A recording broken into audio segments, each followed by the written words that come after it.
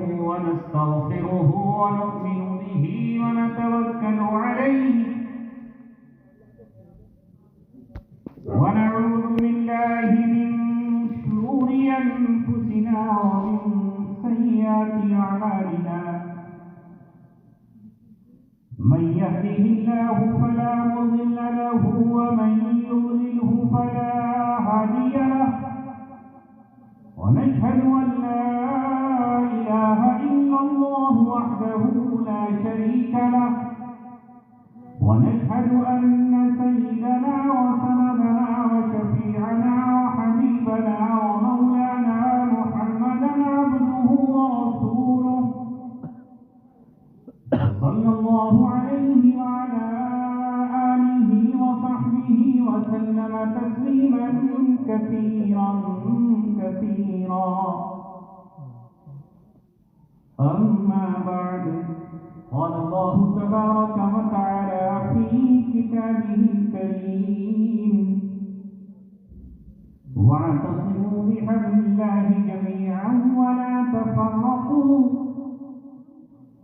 وقال تعالى في آية أخرى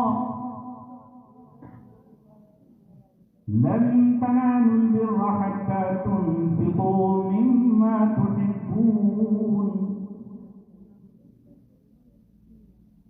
صدق الله العلي العظيم. ارے بھائی یہ شور مچا رہے ہیں، اس پوری بستی میں کیا کوئی ذمہ دار آدمی نہیں ہے جو ان کو دھما چوکی کرنے سے منع کرے؟ کہنے کو یہ علماء کا احترام ہے، یہ حافظ ہیں، یہ قاری ہیں، یہ مسجدوں کے امام ہیں، یہ مؤذن ہیں، یہ اللہ تبارک و تعالیٰ کی طرف سے اس کے نبی کے نائب ہیں. یہاں جو ناظم بیٹھا ہے یہ کوئی معمولی آدمی نہیں ہے. تمہارے یہاں بھی ابھی اگر کوئی ایس ایس پی آ جائے، ڈی ایم اور کلکٹر آ جائے تو تمہارا یہی حال ہوگا.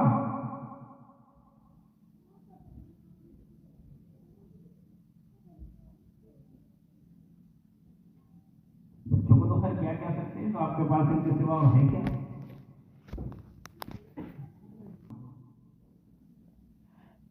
دو صحابی ہیں، آپس میں گفتگو ہوئی اور تھوڑی آوازیں تیز نکلنے لگی، تھوڑی آوازیں تیز نکلی. اس وقت اللہ تبارک و تعالیٰ نے نبی پاک صلی اللہ علیہ وسلم نے تو کچھ نہیں کہا، لیکن اللہ تبارک و تعالیٰ کو یہ بات نہایت ناگوار گزری اور اللہ رب العزت نے جبرائیل علیہ السلام کو بھیجا. آسمان سے قرآن کی آیتیں آئیں، سورت اتری اور اللہ رب العزت نے تمام ایمان والوں سے کہا، اس وقت صحابہ سے کہا، ابوبکر صدیق اور عمر بن خطاب سے کہا، اور آج کے دور میں اس وقت قرآن کو گواہ بنا کر کہہ رہا ہوں، اللہ تبارک و تعالیٰ نے مجھ سے کہا، تم سے کہا، اے کاملہ کی سرزمین پر بیٹھنے والوں، تم سب سے کہا. ہاں وہ سنا رہا ہوں، یا ایھا الذین آمنوا لا ترفعوا اصواتکم فوق صوت النبی، نبی کی آواز پر تمہاری آواز بلند نہ ہو جائے.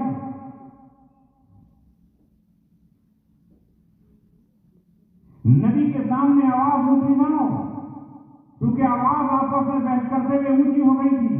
علماء بیٹھے ہیں، تفسیر میں لکھا ہے علماء نے، مفتی شفیع صاحب نے معارف القرآن میں لکھا ہے کہ کل نبی پاک صلی اللہ علیہ وسلم کے لیے یہ اتری تھی آیت. آج کہیں علماء بیٹھے ہوں یا نبی کی تذکرہ چل رہا ہو تو وہاں کے یہ حکم ہے کہ تمہاری آوازیں ان کی آوازوں سے اونچی نہ. وَلَا تَجْهَرُوا لَهُ بِالْقَوْلِ كَجَهْرِ بَعْضِكُمْ بَعْضًا، جس طرح تم آپس میں ایک دوسرے کو پکارتے ہو اس طرح نہ پکارو. کہیں ایسا نہ ہو کہ تمہارا ایمان چلا جائے اور تمہیں پتہ بھی نہ ہو. لہذا یہ مجلس کوئی سیاسی مجلس نہیں ہے، یہ مجلس وارڈ ممبری کے الیکشن کی مجلس نہیں ہے، یہ مجلس چیئرمین کے چناؤ کی مجلس نہیں ہے، یہ کسی ایم پی اور ایم ایل اے کے نام پر سجی ہوئی مجلس نہیں ہے، یہ کسی کے لڑکے کی بارات کی مجلس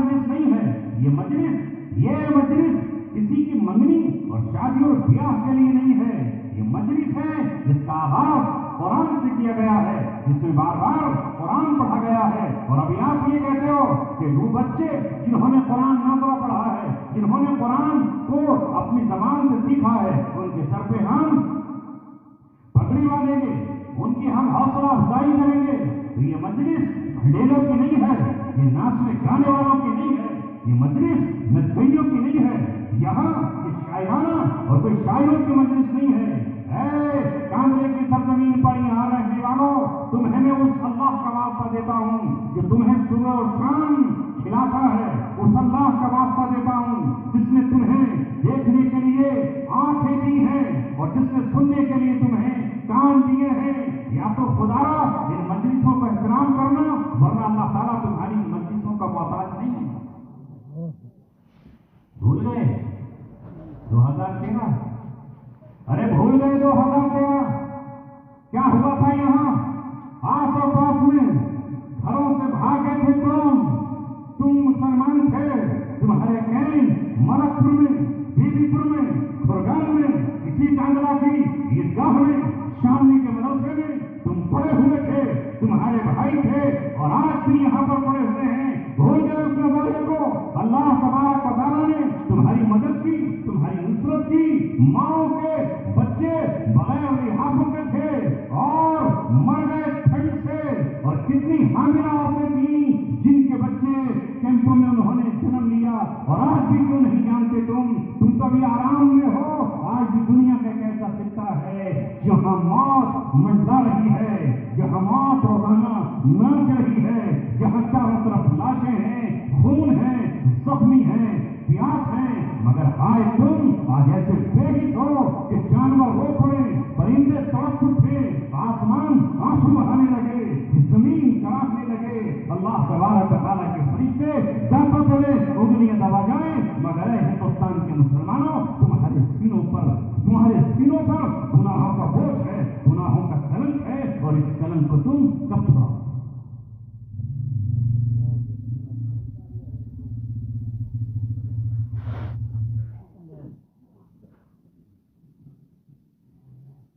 اس لیے دوستو، آؤ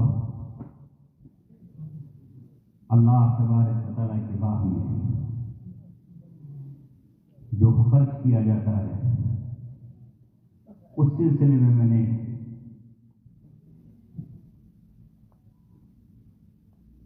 آپ سے ایک آیت پڑھی تھی۔ ہاں یہی تو کہہ رہا تھا میں، قرآن کا 4واں پارہ ہے،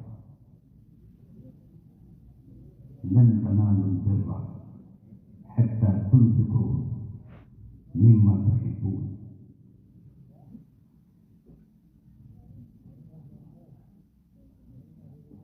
میں آپ کو سناؤں گا کیا؟ پہلے آپ اس مسئلے کو نپٹالو نا، پھر کے بعد میں پرمیشن ملے گی تو بات کر لیں گے۔ سب کی نظریں وہاں ہیں۔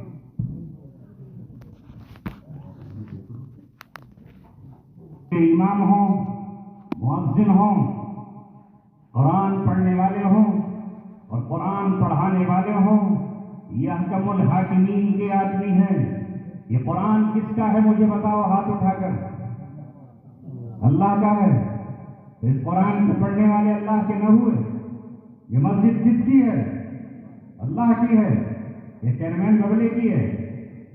اللہ رب العزت کی ہے یا نہیں ہے؟ تو پھر اس میں امامت کرنے والا کون ہوا؟ وہ اللہ کے گھر کا دربان ہوا، وہ اللہ کے نبی کا ترجمان ہوا، وہ اللہ اکبر کہتا ہے مؤذن۔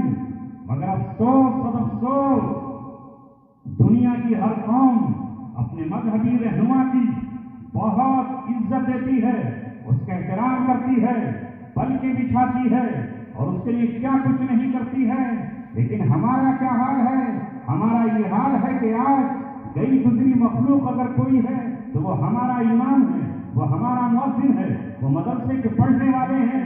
اے دوستو عزیزو، میں نے قرآن مقدس کی ایک آیت پڑھی تھی، اور اس آیت کی روشنی میں آپ سے یہ کہنا چاہتا تھا کہ آج سے 1450 برس پہلے جب یہ دنیا بٹی ہوئی تھی، تقسیم تھی، امیروں نے اپنی ایک برادری قائم کی ہوئی تھی، امیر امیروں کی بات کرتا تھا، اور طاقتور کی بات کرتا تھا، ظالم ظالم کا ساتھ دیتا تھا، قاتل قاتلوں کے ساتھ تھا، ڈاکو ڈاکوؤں کے ہمدرد تھے، چور آپس میں ایک دوسرے کے مددگار تھے۔ یہ دنیا کراہ رہی تھی، یہاں اگر کوئی بات کرنے والا نہ تھا تو مظلوموں کی بات کرنے والا نہیں تھا، اگر کوئی کسی کے حق میں آواز اٹھانے والا نہ تھا تو وہ کمزوروں کے حق میں آواز اٹھانے والا نہیں تھا۔ یہ بچیاں جو بیٹھی ہیں آج زندہ، یہ دین ہے اس قرآن کی، یہ دین ہے محمد عربی کی، یہ دین ہے دین اسلام کی، جس نے آ کر ایک باپ سے کہا، ایک ماں سے کہا، خاندان کے بڑوں سے کہا، لا تقتلوا اولادکم من املاق، غربت کی وجہ سے، غریبی کی وجہ سے، اور کہیں فرمایا لا تقتلوا اولادکم خشیۃ املاق، اپنی اولاد کو غریبی کے ڈر سے قتل مت کرنا، نحن نرزقکم وإیاہم، تم اس لیے قتل کرتے ہو، انہیں کل کھلائیں گے کیسے، انہیں ہم پلائیں گے کیسے؟ اللہ نے کہا تو جب دنیا میں آیا تھا تو تیری ماں کے سینے میں دودھ کا فوارہ میں نے جاری کیا تھا، جب تجھے میں روزی دے رہا ہوں اور اب تک دیتا رہا ہوں، بچپن میں تجھے روزی دی، جوانی میں تجھے دے رہا ہوں، تو تیری اولاد کو بھی کل میں روزی دوں۔ اسلام کی دین ہے، اسلام نے کہا کہ اگر کوئی بچی زمین میں دفن کر دی گئی یا زندہ درگور کی گئی، کل قیامت میں اس کو اٹھایا جائے گا اور اللہ اس سے پوچھے گا وَإِذَا الْمَوْءُودَةُ سُئِلَتْ بِأَيِّ ذَنبٍ قُتِلَتْ، یہ بچی کیوں قتل کی گئی؟ وہ بچی کل قیامت میں آئے گی، ہاں وہ تمام بچیاں آئیں گی جو روئے زمین پر ناحق قتل کی گئی ہیں، اور اللہ سے کہیں گی اے مولا ہم نے تو ابھی دنیا میں کسی کے نہ تھپڑ مارا تھا، نہ کسی کو گالی دی تھی، نہ کسی کی ایک کوئی ٹہنی چرائی تھی، روٹی کا ایک ٹکڑا بھی ہم نے نہیں چرایا تھا، میرے باپ نے مجھے صرف اس لیے قتل کیا، یا وہ ڈاکٹروں کے پاس میری ماں اس لیے مجھے قتل کرنے کے لیے گئی تاکہ میں عورت ذات ہوں، لڑکا ہوتا تو قتل نہ ہوتا، میں لڑکی تھی اس لیے قتل کر دی، یہ عورتیں کل بھی قتل ہوتی تھیں اور آج بھی ہو گئی، سوائے ان کے جنہیں اللہ نے اپنا خوف بٹھا رکھا ہے۔ یہ ہے اسلام، جس نے آ کر مظلوموں کا ساتھ دیا، کمزوروں کا ساتھ دیا، اور تمہاری یہ جو برادریاں ہم نے ہندوستان میں بنائی ہوئی ہیں، معاف کرنا اور نہ کرو تو تم سے کوئی گلا اور شکوہ بھی نہیں ہے۔ اسلام نے جو آ کر ہماری برادری بنائی، وہ برادری پیسوں کی بنیاد پر نہیں ہے کہ کوئی تیل کا کام کرتا ہے تو تیل کا کام کرنے والے ایک برادری بن جائیں، اگر کوئی لکڑی کا کام کرتا ہے تو لکڑی کے کام کرنے والے ایک برادری بن جائیں، اگر کوئی کپڑے بننے کا کام کرتا ہے تو کپڑا بننے والے ایک برادری بن جائیں، اگر کوئی زمین اور کھیتی کا کام کرتا ہے تو کھیتی کا کام کرنے والے ایک برادری بن جائیں، اگر کوئی مزدوری کا کام کرتا ہے تو مزدوری والے ایک برادری بن جائیں۔ اسلام نے پیشے پر بنیاد نہیں رکھی، اسلام نے بھائی چارے کی بنیاد، اسلام نے برادری کی بنیاد، اسلام نے لفظ برادر جو استعمال کیا ہے اس کی بنیاد ہے ایمان، اس کی بنیاد ہے اسلام، اس کی بنیاد ہے کلمہ طیبہ لا الہ الا اللہ محمد رسول اللہ۔ لیکن آج ہم نے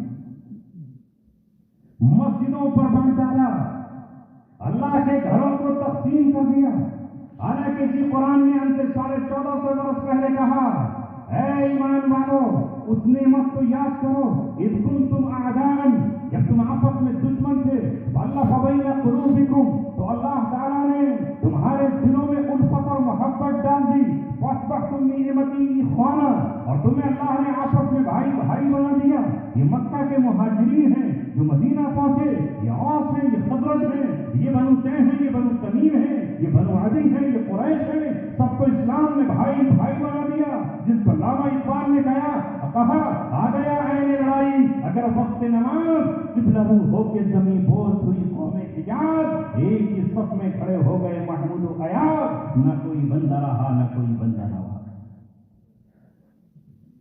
مگر ہم مسجدوں پر نام لکھا ہوا مسجد قریشیان، جو قریشیوں کی مسجد ہے، مسلمانوں کی مسجد انصاریہ، یہ انصاریوں کی مسجد ہے، مسجد چودھریان، یہ چودھریوں کی مسجد، ارے مسجد کسی کی کیسے ہو سکتی ہے؟ وَأَنَّ الْمَسَاجِدَ لِلَّهِ فَلَا تَدْعُوا مَعَ اللَّهِ أَحَدًا، یہ مسجدیں اللہ کی ملکیت ہیں، ان کا مالک اللہ ہے، اور جب اللہ مالک ہے ہمارا تو کسی پرسنل خاندان کی کیسے ہو سکتی ہے؟ وہ کسی خاص قبیلے کی کیسے ہو سکتی ہے؟ یہ زمانے جاہلیت تھی جنہوں نے سمجھ رکھا تھا کہ اگر ہم مسجد کے متولی ہیں تو مسجد کے متولی ہو کر اور خانہ کعبہ کی ہم خدمت کرنے ہو کر ہمارا ذات ہو گئے۔ اللہ رب العزت نے کہا نہیں، مجھے بتاؤ، ابھی ذکر ہو رہا تھا مدینے کا، ابھی ذکر ہو رہا تھا مکہ کا، شاعر صاحب آپ کو اپنی بہترین آواز میں سمجھا رہے تھے، یہ مکہ میں خانہ کعبہ میں لکھا ہوا ہے کیا قریشیوں کا؟ بولو، عربوں کا؟ ساری دنیا کا وہ مرکز ہے، اور جب وہ مرکز ہے ساری دنیا کا تو جو مسجد ہے وہ اہل ایمان کے لیے ہے، وہ کسی کی خاص نہیں ہو سکتی۔ مگر آج ہمارا حال یہ ہے کہ مسجدیں تقسیم ہیں، اور اس سے آگے بڑھ کر اور بات کہوں تو وہاں بھی ہمارا یہ حال ہے کہ یہ مسجد کس کی ہے؟ یہ مسجد حنفیوں کی ہے، یہ مسجد شافعیوں کی ہے، یہ مسجد سلفیوں کی ہے، یہ مسجد سنیوں کی ہے، اور یہ مسجد دیوبندیوں کی۔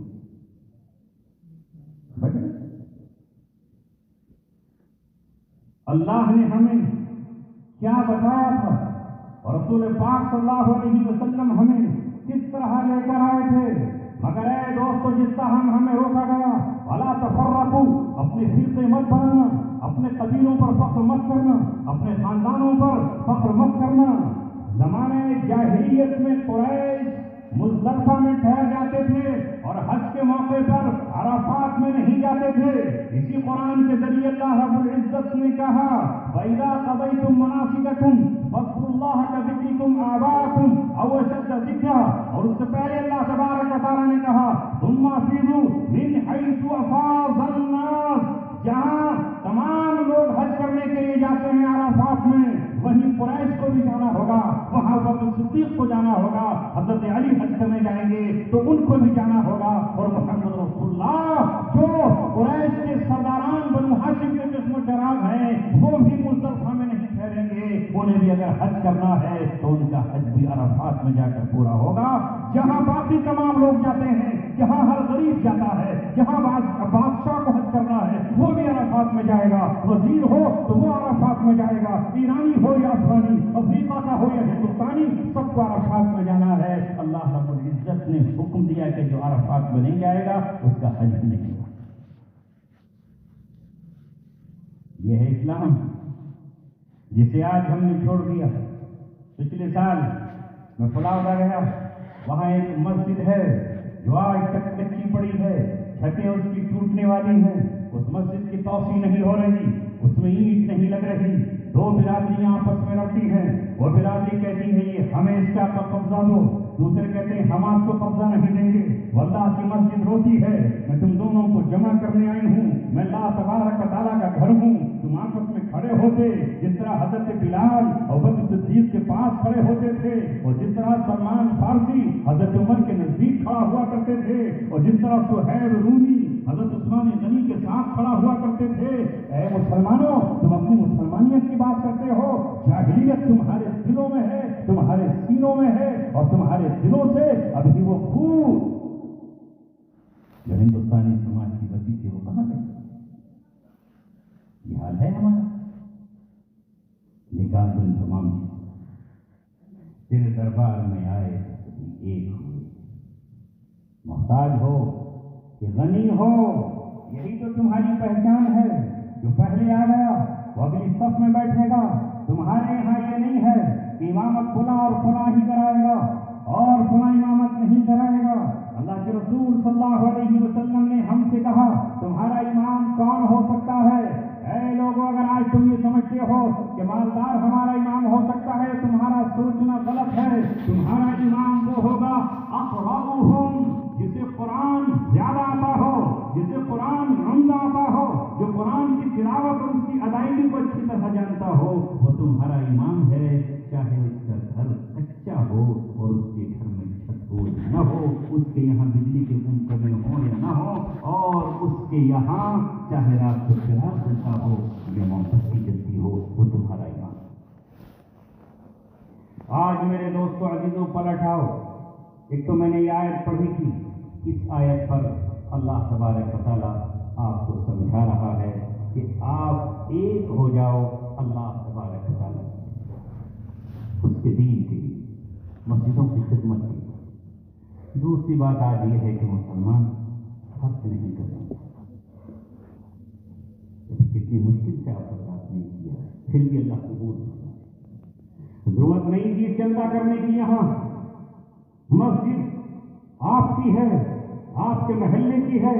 اگر ہمارے گھروں میں عمدہ قسم کی ٹائل لگی ہوئی ہے، بہترین فرش لگا ہوا ہے، رنگ و روغن ہمارے گھروں میں ہے، تو اللہ تبارک و تعالیٰ کا گھر ہمارے گھروں سے اچھا ہونا چاہیے۔ اللہ کا گھر ترسے رنگ کے لیے، اللہ کا گھر ترسے اپنی چھت کے لیے، اور ہمارے پاس پیسے ہوں، اس دولت کا کیا کرو گے؟ سنو، اس مسجد پر اللہ رب العزت نے یہ کہا ہے، کوئی وعدہ نہیں ہے اللہ تعالیٰ کا کہ تم ایک لاکھ پیڑوں کا باغ لگاؤ گے تو جنت مل جائے گی، تم 1 کروڑ کا کوئی بلڈنگ بناؤ گے تمہیں جنت مل جائے گی۔ کوئی وعدہ نہیں ہے اللہ رب العزت کا، کاندلے کے چیئرمین بن جاؤ گے تو جنت تمہاری پکی ہو جائے گی، یا ممبر یہاں کے بن جاؤ گے تو اللہ تبارک و تعالیٰ حوض کوثر پہ تمہیں پانی پلائے گا۔ کوئی وعدہ نہیں ہے اللہ رب العزت کا۔ اللہ رب العزت کا وعدہ ہے اپنے گھر کے ساتھ، من بنا مسجدا للہ بنى اللہ لہ بیتا فی الجنہ، جو اللہ کے لیے مسجد بنائے گا اللہ اس کا گھر جنت میں بنائے گا۔ یہ ہے اللہ کا وعدہ، جو بنائے گا۔ یہاں تو آپ اینٹ دو گے، سیمنٹ دو گے، پتھر کا ٹکڑا دو گے، لیکن وہاں جو آپ کو مکان ملے گا وہ سونے کی اینٹ کا ہوگا، وہ چاندی کی اینٹ کا ہوگا، یہاں کی مٹی زعفران اور اس کو عنبر سے بنی ہوگی، جو سرخ یاقوت یا سفید موتیوں کا مکان ہوگا، جس کا عالم کیا ہے، وہ وہاں اللہ آپ کا مکان بنا کر دے گا۔ دنیا ہی میں اللہ نے وعدہ کیا، اس کے رسول نے وعدہ کیا، مگر ان باتوں پر یقین نہیں ہے۔ اگر ان وعدوں پر یقین ہوتا تو ہم اتنی پیچھے آج نہیں ہوتے۔ اگر آج یہ وعدہ ہوتا کہ آج یہ کون سی مجلس ہے، اس مجلس کے بارے میں آپ کو پتا ہے، اگر یہاں ابھی اعلان ہو جائے کہ یہاں وراٹ کوہلی آ رہا ہے تو پورا کاندلا بن جاتا۔ اگر یہ اعلان ہو جاتا کہ سلمان خان یہاں پر آ رہے ہیں، دل رکھنے کی، پیر رکھنے کی جگہ ہوتی ہے۔ یہ ہے تمہاری محبت۔ اعلان ہو جائے شاہ رخ خان آ رہے ہیں، پھر کیا حال ہوتا؟ پھر تو روکے سے لوگ نہیں رکتے۔ دیکھ لو کس سے آپ کی محبت ہے، کس سے محبت ہے؟ بے حیائی کے کام انجام دینے والوں سے، بے حیائی کرنے والوں سے، جو تمہیں اللہ کی طرف بلائیں، جو راتوں کو اللہ کے سامنے روئیں، جو تمہارے لیے اللہ سے دعائیں مانگیں، اللہ اس امت کے حال پر رحم فرما دے، جو آپ کے لیے آپ کے قرضوں کے ادائیگی کی دعائیں مانگیں، ان کے لیے محبت نہیں ہے۔ جبھی تو یہ چند دیوانے نظر آ رہے ہیں۔ اللہ تبارک و تعالیٰ دیکھ رہا ہے کہ تمہاری محبت کس سے ہے۔ دعوے بہت کرو، دعووں سے کچھ نہیں ہوتا۔ محبت جس سے ہوتی ہے آدمی وہاں پہنچتا ہے، وہاں جاتا ہے، مال خرچ کر کے جاتا ہے، پیسہ خرچ کر کے جاتا ہے، تکلیف اٹھا کر جاتا ہے۔ اے دوستو عزیزو، میں عرض کر رہا تھا کہ اللہ رب العزت سے محبت ہوتی تو یہ پنڈال بھرا ہوا ہوتا، اور یہاں پر آپ سمجھتے اس مجلس کی قیمت کیا ہے، یہ بتانے جا رہا ہے۔ جانتے ہو مجلس کیا ہے؟ اللہ فرماتا ہے کہ جب کہیں میرا ذکر خیر ہوتا ہے اور مختلف خاندانوں کے لوگ وہاں جمع ہوتے ہیں، حفظتہم الملائکہ، فرشتے آسمان سے قطار اندر قطار، جوق در جوق آ کر اس مجلس کو گھیر لیتے ہیں۔ وَنَزَلَتْ عَلَيْهِمُ السَّكِینَةُ، اور اللہ تعالیٰ کی طرف سے ان پر سکینہ نازل کیا جاتا ہے۔ یہ مجلس اگر صبح تک چلے گی، فرشتے صبح تک رہیں گے۔ یہ مجلس 12 بجے تک چلے گی، فرشتے یہاں پر رہیں گے۔ وہ خصوصی فرشتے ہیں، ان کو حکم ہے جہاں کہیں میرے بندے میری یاد کر رہے ہوں، میری طلب میں بیٹھے ہوں، میری جستجو میں بیٹھے ہوں، جنت کی آرزو میں بیٹھے ہوں، جہنم سے کانپ رہے ہوں، جہنم سے چھٹکارے کے لیے بیٹھے ہو، انہیں کوئی چیز نہ لائی ہو سوائے میری محبت کے، سوائے میری طرف کے، تو اس مجلس کو گھیر لینا اور اپنے پروں کا سایہ ان پہ کر دینا۔ یہ وہ مجلس ہے، یہ مجلس ختم ہوتی ہے، میں اور آپ تک کو جائیں گے، فرشتے اللہ کے حضور جائیں گے۔ اللہ جانتا ہے، اس کو علم ہے، اس کو گھڑی گھڑی ہر چیز کا علم ہے۔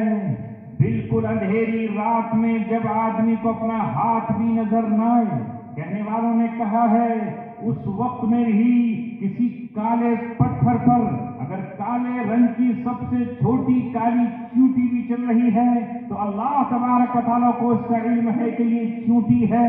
اللہ غافل نہیں ہے، عالم الغیب والشہادہ ہے، پھر بھی چونکہ اپنے بندوں کے بارے میں اسے محبت ہے تو اللہ ان سے مسکرا کر کہتا ہے اے فرشتوں بتاؤ تو صحیح آپ کہاں سے آ رہے ہو؟ تو فرشتے کہتے ہیں اللہ آپ کو سب کچھ علم ہے، لیکن آپ ہم سے اگر پوچھ ہی رہے ہیں تو ہم فلاں گاؤں، فلاں بستی، فلاں محلے سے آ رہے ہیں۔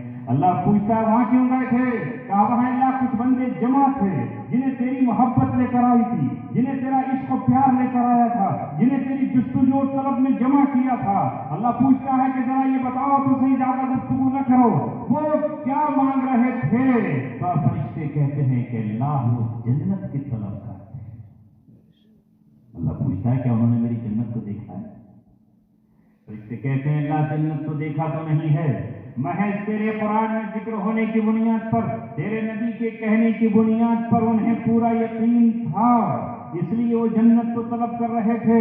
اللہ فرماتا اگر وہ جنت کو دیکھ لیتے تو فرشتے کہتے ہیں اگر وہ جنت کو اپنی آنکھوں سے دیکھ لیتے تو دیوانے ہو جاتے، مجنون ہو جاتے، اور عرب کے قیس مجنون کی طرح اپنے جسموں کو چاک کر لیتے، اپنے سینوں کو چاک کر لیتے اور اپنے آپ کو فنا کر دیتے، تیری چوکھٹ پہ قربان ہو جاتے۔ اے مولا وہ دیوانوں، مجنون اور پاگلوں کی طرح بالکل اس طرح جاتے جسے دنیا کو جانتے نہیں ہیں۔ اللہ کہتا ہے میری عزت کی قسم، میرے جلال کی قسم، میری کبریائی کی قسم، میری بڑائی کی قسم، میری علو شان کی قسم، میں جیسا ہوں ویسی شان کی قسم، وہ جنت کی طلب میں تھے، تم گواہ رہو، میں نے جنت ان کو عطا کی۔ اچھا وہ جب کچھ مانگ رہے ہوں گے تو کسی چیز سے ڈر بھی ہوگا، خوف بھی ہوگا، پناہ بھی چاہ رہے ہوں گے، فرشتوں بتاؤ کہ وہ پناہ بھی چاہتے تھے؟ فرشتے کہتے ہیں اس مجلس کے بارے میں اللہ انہیں ایک ہی خوف تھا، وقنا عذاب النار، اے اللہ ہمیں آگ کے عذاب سے بچا لینا، اللہم اجرنا من النار، اللہ آگ کے عذاب سے بچا لینا، ومن زحزح عن النار وادخل الجنۃ فقد فاز، تو نے کہا ہے کہ جو جہنم سے بچا لیا گیا اور جنت میں ڈال دیا گیا، داخل کر دیا گیا، وہ کامیاب ہو گیا۔ اے مولا جہنم کا خوف، وہاں کے سانپ اور وہاں کے بچھو، وہاں کے عذاب، وہاں کا کھولتا ہوا پانی، وہاں کے انگارے ان کی روح کو بے چین کیے ہوئے تھے۔ رات کو خیال آ جاتا انہیں، نیندیں اڑ جاتی اور اٹھ جاتے، تتجافا جنوبہم عن المضاجع، وہ بستروں کو چھوڑ دیتے اور تہجد کی نیت باندھ کر کھڑے ہو جاتے اور اپنے رب کو پکارتے، خوفوں و طمع، ڈرتے ہوئے بھی اور آرزوؤں کے ساتھ بھی۔ اللہ پوچھتا ہے کہ کیا وہ جہنم سے اس لیے گھبرا رہے تھے کہ انہوں نے کبھی جہنم کو دیکھا ہے؟ تو کہتے ہیں اللہ تو نے قرآن میں بیان کیا ہے کہ جہنم ہے اعدت للکافرین، تو نے باغیوں کے لیے تیار کی ہے، تو نے ان کو بتایا تیرے نبی نے۔ اللہ تعالیٰ قیامت میں کل جہنم کے سے پوچھے گا یوم نقول لجہنم هل امتلأت، اے جہنم کیا تو بھر گئی؟ فتقول هل من مزید، تو وہ یہ کہے گی کہ اور ہے، اور ہے، اور ہے۔ یعنی اللہ تو نے کہا تھا کہ جہنم ان کی گھاٹ میں بیٹھی ہوئی ہے، وہ جہنم میں رہیں گے۔ اللہ تیرے نبی کے وعدوں پر یقین تھا، تیری کتاب اور تیری آیات پر یقین تھا، بین دیکھے جہنم سے پناہ چاہ رہے تھے۔ اگر وہ جہنم کو دیکھ لیتے تو اے ربا ایک سانس نہیں رہ پاتے، وہ تڑپ جاتے، وہ اپنی جانوں کا نذرانہ پیش کر دیتے۔ اللہ کہتا ہے فرشتوں گواہ رہو، وہ جس جہنم سے پناہ چاہ رہے تھے میں نے تمہاری موجودگی میں وعدہ کیا اس جہنم سے انہیں میں بچا کے رکھوں گا اور اس جہنم سے پناہ میں رکھوں گا۔ یہ ہے اس مجلس کی قیمت، یہ ہے اس کا مقام۔ پھر فرشتے کہتے ہیں کہ اللہ ایک بندہ ایسا بھی تھا جو وہاں تقریر سننے تو نہیں آیا، انڈے کھانے آیا ہے۔ ایک صاحب بیچارے اپنا روزگار کر رہے تھے، چائے بیچ رہے تھے، وہ چائے پینے آیا تھا، ادھر نہیں جا رہا تھا، انہوں نے کہا میں تو چائے پی رہا ہوں. کوئی ادھر آیا تھا ویسے گزر کے اپنی کار پہ کھڑا ہوا تھا, سگریٹ سونت رہا تھا, اور وہاں تھا. اللہ تعالیٰ کہتا ہے یہ میرے اتنے محبوب بندے ہیں, یہ میرے اتنے پیارے بندے جنہیں کوئی اور غرض لے کر نہیں آئی, یہ ووٹوں کے لالچ میں نہیں آئے, یہ نوٹوں کے لالچ میں نہیں آئے, یہ عہدے اور منصب کے لالچ میں نہیں آئے, صرف میری تلاش اور میری طلب میں آئے. اے فرشتوں یہاں نفرت کا زہر نہ گھولو.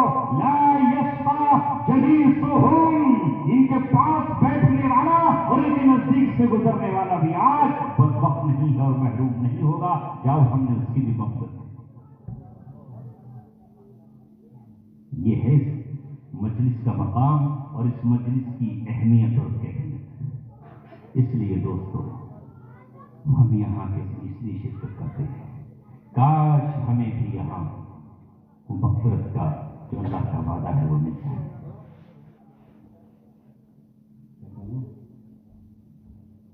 کاش ہمیں جنت مل جائے اور جہنم سے گناہ مل جائے. آئی کچھ بات سمجھ میں؟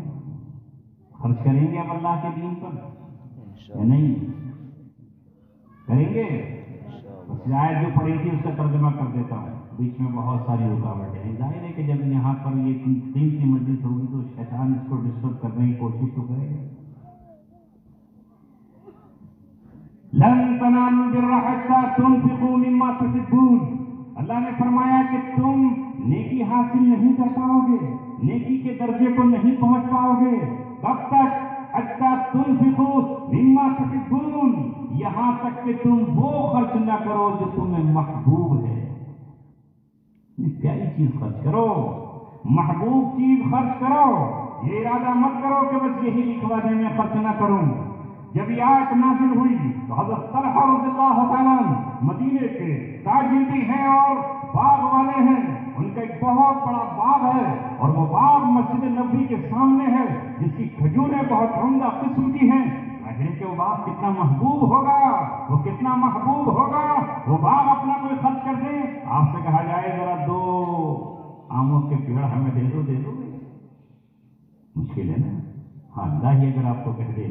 حضرت طلحہ نے کہا اللہ کے رسول, کیا اللہ تبارک و تعالیٰ کو محبوب چیز چاہیے؟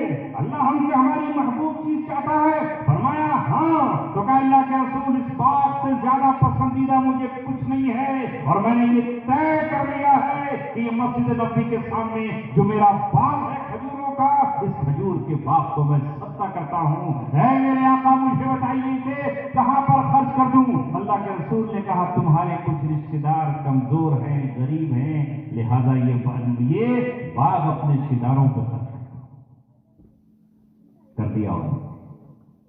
یہ تھے وہ صحابہ جنہیں دنیا میں جنت کا پروانہ مل گیا اسی بنیاد پر. آج ہمارے پاس محبوب چیزیں جو ہیں انہیں خرچ کرنے کی ہم کوشش کریں. کس پر خرچ کریں؟ غریب کمزوروں پر, یتیموں پر, مسکینوں پر, مسجدوں میں قرآن پڑھنے والوں پر, ان اماموں پر, ان مؤذنوں پر. میرے دوستو رب دو جہاں کی قسم, آج امیروں نے قرآن کو اپنے گھروں سے نکال دیا, مالداروں نے رشتہ اور ناطہ توڑ دیا. جس کے پاس 4 پیسے آتے ہیں وہ قرآن سے دور ہوتا چلا جاتا ہے. اگر آج اس قرآن سے کوئی چمٹا ہوا ہے تو وہ غریبوں کے بچے ہیں, وہ کچھ معذور لوگ ہیں, وہ کچھ پریشان حال لوگ ہیں. میں یہ نہیں کہتا کہ تنخواہ کو اپنے یہاں 50,000 کی رکھ دو, کیونکہ اس سے تو ہنگامہ کٹ جائے گا, پورے محلے میں آگ لگ جائے گی. اتنی تنخواہیں تو کہاں سے دی جا رہی ہے, مگر اتنا تو رکھو جتنا سڑک پہ جھاڑو لگانے والا کم سے کم کوئی آدمی حاصل کرتا ہے. یہ تو اللہ کے گھر میں صفائی اور خدمت کا کام انجام ہے. یہ بھی نہیں کر سکتے تو اس کا طریقہ بتا دو. اللہ کے رسول نے فرمایا تحادوا تحابوا, ارے آپس میں ہدیہ دیا کرو, اس سے محبت پیدا ہو. رسموں کے طور پر تو دیتے ہو, منگنی اور شادیوں میں تو دیتے ہو نیوتا اور تحفہ, لیکن صرف اللہ کے لیے نہیں دیتے. اماموں کو ہدیہ دے سکتے ہو, تحفہ دے سکتے ہو, مؤذنوں کو دے سکتے ہو, عید کے موقع پر دے سکتے ہو, اپنے نکاح کے موقع پر دے سکتے ہو. مگر میں جانتا ہوں کہ جب کوئی امام نکاح پڑھاتا ہے, یہاں تو نہ جانے وہ کتنا خرچ کر کے آیا ہے, پھول جھڑیوں پر, آتش بازیوں پر 5,000 10,000 نہ جانے کتنا خرچ کر کے آیا ہے. لٹا کر آیا ہے، گلے میں اپنے بیٹے کے ہار نہ جانے کتنے ڈلوا کر آیا ہے، مگر جب ایمان کو دینے کا نمبر آتا ہے تو اس کا دل ایسے بھیگ جاتا ہے جیسے اس سے بڑا کنجوس اور مکھی چوس کوئی ہے۔ ان کو نہ چلا جائے، یہ علامت ہے منافقین کی۔ کل ایک منافق نے مدینے میں پکار کر کہا تھا ان صحابہ کے بارے میں جو صفہ پر بیٹھ کر علم دین حاصل کیا کرتے تھے، کیا کہا تھا؟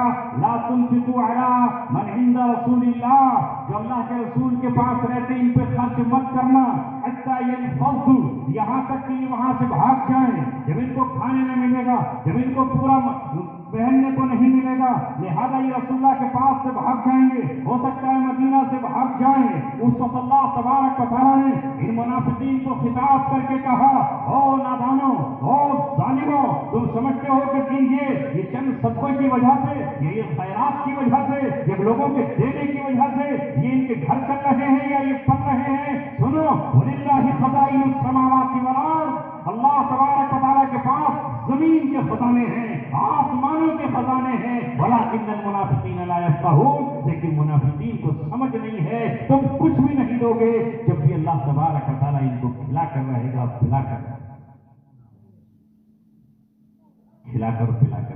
تم محروم ہو جاؤ گے۔ جو سخاوت کرنے والا ہے وہ جنت کے قریب ہے، اور جو کنجوسی کرنے والا ہے وہ جہنم کے قریب ہے۔ کوشش کریں گے خرچ کرنے کی، بس مال کے دینے سے کوئی مال کبھی گھٹتا نہیں ہے۔ وقت کیونکہ بہت زیادہ ہو گیا، طبیعت میں انتباہ بھی ہوا، مگر چونکہ ہماری ذمہ داری تھی کہ کہیں اللہ کا کوئی غصہ یا اس کا کوئی غضب ہماری اس محلے پہ نہ آ جائے۔ ادھر اللہ کی بات ہو رہی ہو، ادھر شور مچ رہا ہو، کہیں اللہ ناراض نہ ہو جائے۔ اور اگر وہ جب ناراض ہوتا ہے تو پھر اس کی ناراضگی جھیلی نہیں جا سکتی۔ باپ اولاد سے ناراض ہو جائے تو اولاد کا کیا حال ہو جاتا ہے؟ بیوی سے شوہر ذرا ناراض ہو جائے تو اس کی گھر پوری جہنم بن جاتی ہے، خوشیاں گھر کی لٹ جاتی ہیں۔ جب تک یہ شوہر مسکرا نہ دے تو ہمیں اللہ کی رضا کے لیے سب کچھ کرنا ہے، کہ تمہیں ڈانٹنا، کہ تمہیں پیار کرنا، کہ تمہیں یہاں جمع کرنا، کہ تمہیں بلانا اس لیے تھا کہ آگے عارف باللہ، راتوں کو تمہارے لیے رونے والا، راتوں کو تمہارے لیے جاگنے والا، میں اور آپ تو سو جاتے ہیں چادر تان کر تہجد میں، مگر ایسے اللہ والے بھی ہمارے درمیان موجود ہیں۔ خال اس قوم میں اب بھی نظر آتے ہیں، وہ کرتے ہیں اشک سحرگاہی سے جو ظالم وضو۔ ہم تو فجر کی نماز بھی چھوڑ بیٹھے، ہم ظہر کی نماز چھوڑ بیٹھے، مگر یہ وہ اللہ والے ہیں جو راتوں میں تہجد میں اپنے گرم آنسوؤں کو اپنے رخساروں پر بہا کر اور اپنے دامن کو پھیلا کر ہمارے بچوں کے لیے، ہماری ماؤں کے لیے، اس امت کے لیے، انسانیت کے لیے، ہمارے ملک کے لیے، ہماری قوم کے لیے دعائیں کرتے ہیں، اور اللہ تبارک و تعالیٰ ان کی دعاؤں کو قبول کرتا ہے۔ یہ اسی لالچ میں کہ ہم دعا کریں گے مجمع کے سامنے، ان کی دعاؤں میں وہ اثر ہے۔ یاد رکھو، وہ زمین پر بعض لوگ وہ ہوتے ہیں کہ دعا ان کے منہ سے نکلنے کا انتظار کرتی ہے، رب انتظار کرتا ہے یہ کب اپنے ہونٹ کھولیں گے اور میں ان کی دعا کو قبول کروں گا۔ اور کتنے لوگ ایسے ہیں کہ اللہ تبارک و تعالیٰ ان کی دعا کو منہ سے نکلتی ہی ان کے اوپر لوٹا کر کے پھینک دیتا ہے۔ اجتماع اس لیے کی جاتی ہے، بزرگوں کو دعوت اس لیے دی جاتی ہے کہ ان کی دعاؤں پر ہم آمین کہیں، اور پھر یہ اپنی تنہائیوں میں ہمارے لیے دعا کریں تو ہمیں مغفرت مل جائے، ہمارا بیڑا پار ہو جائے، ہمارے رکے ہوئے کاروبار چل جائیں، ہم پہ جو قرضہ ہے وہ اتر جائے، ہمارے بچے جمع سال شادی کے لیے بیٹھے ہیں ان کے نکاح ہو جائیں، ان کے رشتے آ جائیں، اس لیے ان حضرات کو دعا دی جاتی ہے۔ تو میں نے اس ماحول کو بنانے کے لیے منتشر ماحول نہ ہو، دل کبیدہ خاطر نہ ہو، اور ہم سب پھر اس وقت دعا کے بعد یہاں سے اٹھیں کہ سب کچھ خدا سے مانگ لیا، تجھ کو مانگ کر اٹھتے نہیں ہیں ہاتھ میرے۔ اس دعا کے بعد وآخر دعوانا ان الحمدللہ۔